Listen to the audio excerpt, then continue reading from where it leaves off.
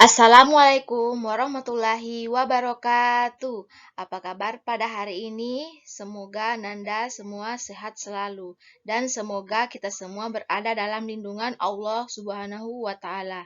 Amin. Sekarang Ustazah menunjukkan sebuah gambar. Ada yang tahu gambar apa ini? Ya, gambar buah-buahan. Nah, Ustazah mau tanya, siapa di sini yang suka makan buah dan sayuran? Semoga Nanda semua suka ya makan buah dan sayuran karena apa? Makan buah dan sayuran itu penting bagi kesehatan, terutama dalam kesehatan organ pencernaan kita. Sesuai pada pembelajaran kita pada hari ini, yaitu tema 3 makanan sehat, subtema 1 bagaimana tubuh mengolah makanan pada materi organ pencernaan dan fungsinya pada hewan dan manusia. Pertama-tama Nanda harus mengetahui dulu apa itu organ pencernaan. Jadi organ pencernaan merupakan bagian tubuh yang berperan dalam proses pengolahan makanan hingga menjadi feses.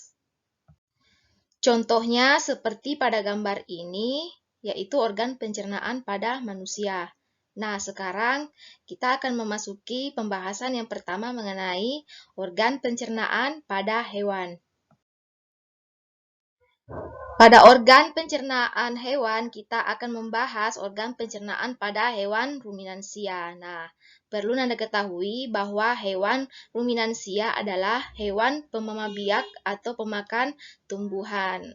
Atau biasa kita dengar dengan istilah herbivora, seperti sapi, kerbau, kambing, domba, jerapah, rusa, dan kancil. Berikut ada mekanisme pencernaan makanan pada hewan ruminansia, yaitu pertama adalah gigi. Gigi sapi ini tersusun dari gigi seri yang berguna untuk memotong makanan dan gigi geraham untuk mengunyah makanan. Yang kedua adalah lidah.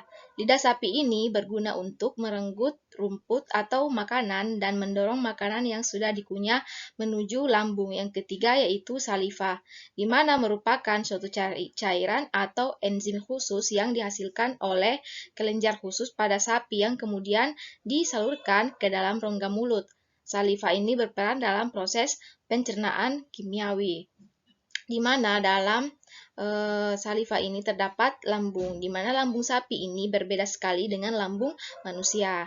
Ukuran dari lambung sapi ini jauh lebih besar. Lambung sapi merupakan organ pencernaan yang sangat penting bagi sapi. Nah, lambung sapi terdiri atas 4, yaitu rumen, retikulum, omasum, dan abomasum. Oleh karena itu, sapi dikatakan memiliki 4 perut. Berikut adalah organ pencernaan pada sapi. Ya, jadi organ pencernaan pada sapi itu ada 5. Yang pertama rongga mulut, yang kedua esofagus, yang ketiga lambung, yang keempat usus halus, dan yang terakhir yaitu anus. Di mana pada gambar perut sapi terdiri atas 4, yaitu rumen, omasum, obamasum, dan retikulum. Berikut adalah penjelasannya. Bagian-bagian dari lambung sapi yang pertama yaitu rumen atau perut besar, di mana makanan dicerna hingga menjadi bubur dengan gerakan mengaduk yang dilakukan oleh dinding rumen. Jadi pada saat istirahat, makanan kembali ke mulut dan dikunyah kembali. Setelah dikunyah untuk yang kedua kalinya, makanan masuk ke retikulum atau perut jala. Yang kedua yaitu perut jala, di mana makanan kembali mengalami proses fermentasi dengan bantuan bakteri aenarob dan protozoa.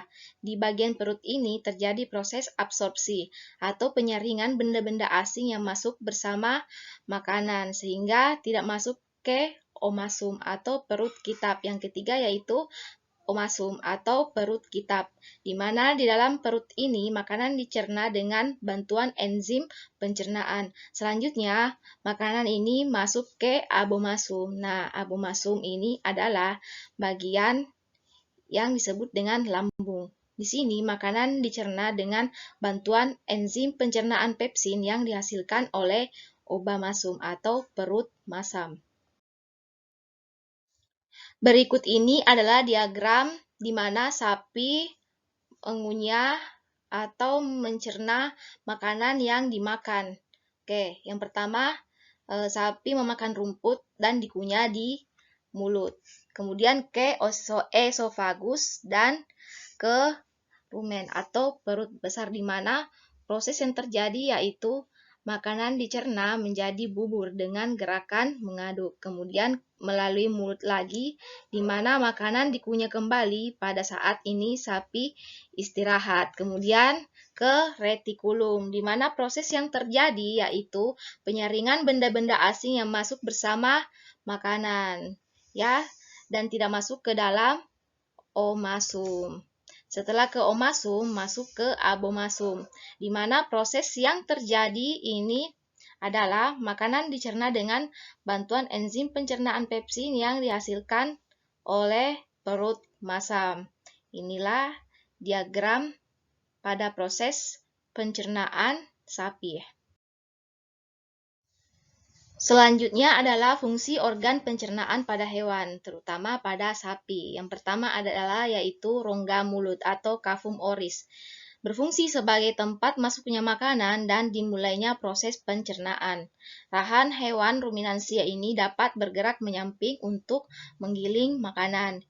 Yang kedua yaitu esofagus atau kerongkongan, di mana berfungsi sebagai jalur penghubung antara rongga mulut dengan lambung.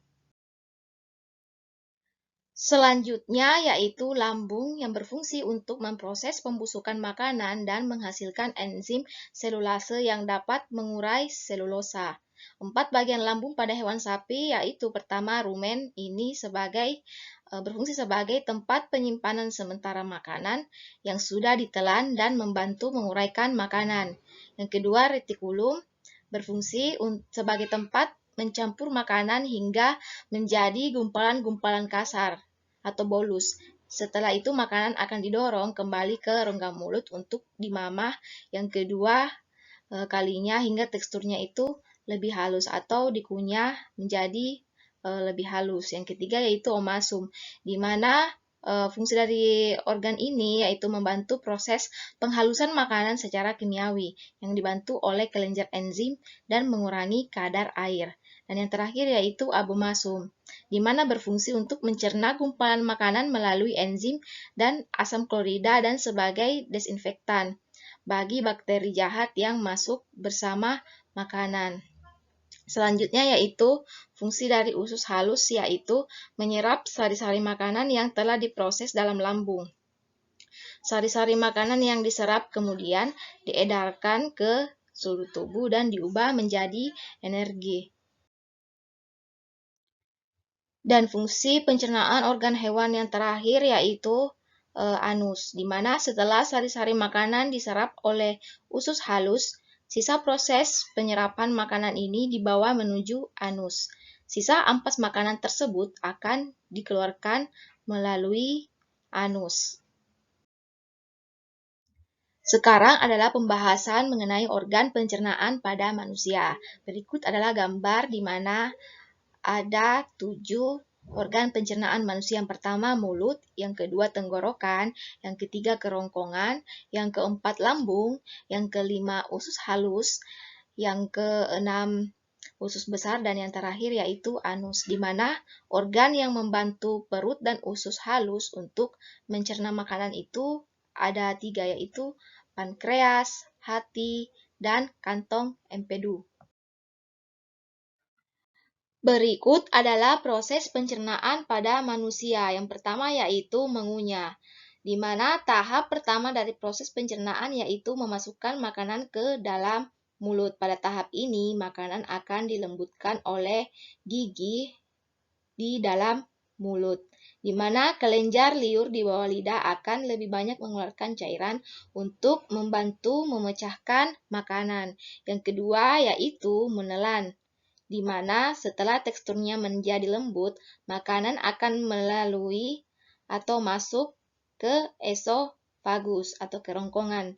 Jadi, Esofagus adalah jalur seperti terowongan yang menghubungkan mulut dengan lambung, di mana proses ini akan memicu timbulnya gerakan peristaltik, yaitu kontraksi otot membantu makanan agar lebih mudah mencapai lambung. Yang ketiga yaitu pencernaan lambung, di mana dari kerongkongan makanan akan melewati otot berbentuk cincin, yang berperan sebagai gerbang lambung, di mana proses pencernaan ini akan bercampur dengan cairan pencerna dinamakan asam lambung.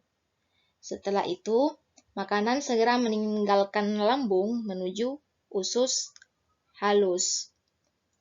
Yang keempat yaitu pemecahan nutrisi, di mana dalam proses ini nutrisi yang ada pada makanan itu mulai dipecah. Pemecahan nutrisi tersebut tak lepas dari peran beberapa enzim seperti amilase dan lipase yang diproduksi oleh pankreas. Yang kelima yaitu penyerapan nutrisi. Setelah proses pemecahan selesai dan saatnya untuk berbagai nutrisi dari makanan ini disebarkan ke seluruh tubuh, di mana nutrisi tersebut itu akan diserap ke aliran darah melalui dinding usus. Setelah itu, makanan tersisa akan berjalan menuju usus besar. Selanjutnya yaitu, atau yang terakhir adalah proses pembuangan. Di usus besar, limbah dari makanan tersebut diolah menjadi feses. Limbah ini adalah makanan yang tidak diserap melalui dinding usus. Limbah makanan yang telah berubah menjadi feses akan bergerak menuju organ pencernaan anus untuk dikeluarkan pada proses pembuangan atau buang air besar. Berikut ini adalah fungsi organ pencernaan pada manusia. Yang pertama yaitu mulut. Mulut ini berfungsi untuk mengunyah makanan menjadi lebih halus dan lunak agar lebih mudah untuk ditelan dan dicerna. Yang kedua yaitu tenggorokan, di mana tenggorokan berperan memastikan proses bernafas dan menelan berjalan dengan baik, sehingga makanan tidak akan masuk ke trakea dan membuat tersedak. Selanjutnya yaitu kerongkongan, di mana berfungsi untuk menelan makanan, mencegah benda asing masuk ke perut, menghasilkan gerak peristaltik, dan mencegah laju cairan perut. Selanjutnya yaitu perut. Perut berfungsi sebagai organ abdominal atau bertanggung jawab dalam pencernaan dan penyerapan makanan. Otot abdominal ini membantu proses pernafasan dan juga melindungi organ dalam, di mana bagian-bagian perut itu terdapat hati, kantung empedu, limpa, lambung, usus besar, usus halus, dan usus buntu. Selanjutnya yaitu lambung. Lambung berfungsi sebagai tempat makanan dicerna. Lambung menghasilkan enzim yang akan membuat pencernaan menjadi lebih mudah dan lancar. Selanjutnya yaitu usus besar, di mana usus besar ini berfungsi membentuk feses atau tinja. Feses terdiri dari makanan yang dicerna usus halus, bakteri, sel epitel, dan air yang tidak dibutuhkan oleh tubuh. Selanjutnya yaitu usus halus yang berfungsi sebagai penyerapan nutrisi dari makanan seperti protein, karbohidrat, vitamin, dan sebagainya. Dan yang terakhir yaitu anus, di mana anus berfungsi sebagai tempat pembuangan feses melalui defekasi atau buang air besar. Agar organ pencernaan tidak mengalami gangguan, maka berikut adalah cara merawat organ pencernaan pada manusia. Yang pertama yaitu mengunyah makanan dengan baik. Yang kedua, memakan makanan yang gampang dicerna oleh tubuh, yaitu makanan yang sehat seperti makanan yang tinggi serat. dan juga makanan yang mengandung lemak baik. Selanjutnya yaitu minum air dengan cukup 6-8 gelas per hari. Kenapa? Agar mendorong apa yang kita makan dan dicerna masuk ke dalam organ pencernaan seperti lambung, usus besar, usus halus, kemudian menjadi feses dan dikeluarkan ke anus. Nah, itulah tadi pembelajaran kita pada hari ini. Nanda, apa ada yang masih ingat tadi kita belajar tentang apa? Ya, betul ya. Jadi kita mempelajari tentang organ pencernaan pada hewan, organ pencernaan pada manusia, serta fungsi dari organ pencernaan hewan, manusia, serta cara merawat organ pencernaan pada manusia. Kemudian berlanjut pada lembar kegiatan Nanda hari ini, yaitu Nanda membuat teks percakapan ya mengenai cara merawat organ pencernaan manusia selain yang Ustazah jelaskan tadi. Tokohnya bisa Nanda bersama dengan Ummu, atau Nanda juga bisa bersama dengan temannya. Jadi, membuat teks percakapan ya. Pesan pembelajaran pada hari ini yaitu kita patut mensyukuri apa yang telah Allah berikan pada kita, khususnya dengan merawat organ-organ pencernaan yang ada dalam tubuh kita. Sekian pembelajaran pada hari ini. Ustazah tutup dengan ucapan Subhanakallahumma wa bihamdik asyhadu an la ilaha illa anta astaghfiruka wa atubu ilaih. Syukron jazakumullahu khaira. Wassalamualaikum warahmatullahi wabarakatuh.